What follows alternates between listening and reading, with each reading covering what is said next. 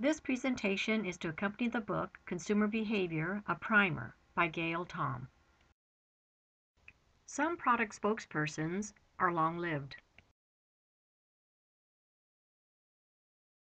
Born in 1877, the Quaker Oats man is over 100 years old.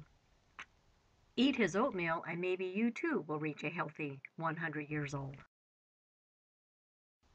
Mr. Clean debuted in 1958 and to this day maintains his vim, vigor, and ability to clean magically.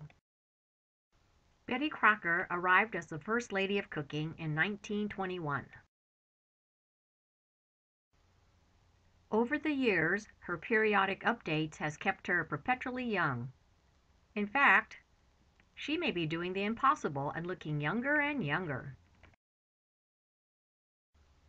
A favorite at Disneyland, Aunt Jemima's smile has accompanied her pancake throughout the decades.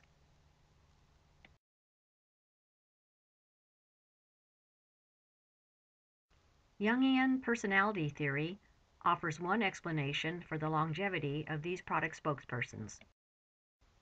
Carl Jung was a psychologist who studied dreams. He found the same themes and characters reoccurring in the dreams of people everywhere, as well as in their myths and legends. He called these universal characters and themes archetypes. Archetypes are instinctively understood by everyone. They transcend cultures and time. The longevity of brand spokespersons may be their archetypical personalities.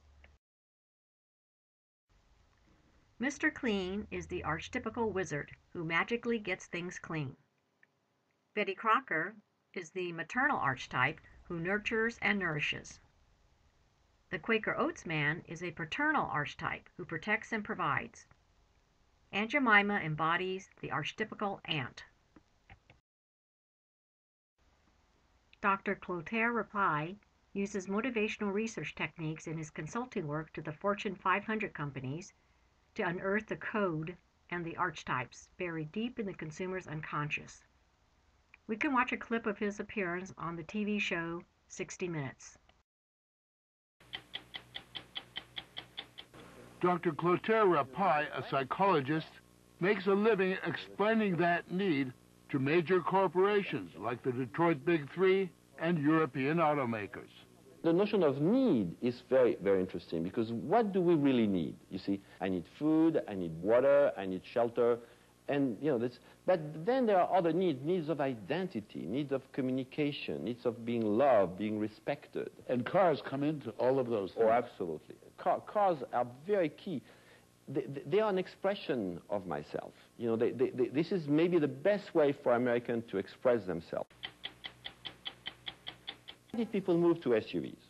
Because in Detroit, for more than 10, 15, 20 years, they were all the same, all round, all boring cars. People told me again and again, these cars are boring. But in terms of engineering, they were very good. They were aerodynamic, so who cares?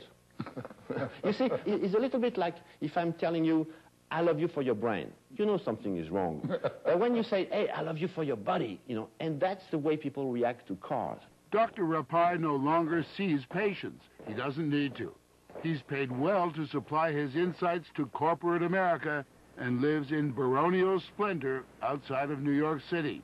Apart from Ford, GM, and Chrysler, he's advised companies like Kellogg's, Kraft, and Procter & Gamble. They pay him to get inside the deepest recesses of our brains. In Detroit, he's known as the car shrink. So it's kind of ridiculous if you think about it. Why do you buy a car that doesn't even make 10 miles per gallon, doesn't fit into your garage? Do you really need that? You don't need that intellectually. But at the reptilian level, what I call the reptilian brain, the deepest part of you, the gut level, if you want, you feel like you need that. The reptilian part is about survival. Survival and reproduction. So the reptilian is the key. I usually say if a car has a reptilian hot button, it will sell. I want it. Pretty luxurious truck. I know, but this is the one I want. Wow, I want one. Why? I don't know. I love it. If Rapaille were an SUV, he'd be a Freud explorer. He says people are completely unaware of the subconscious reptilian reasons why they're drawn to SUVs.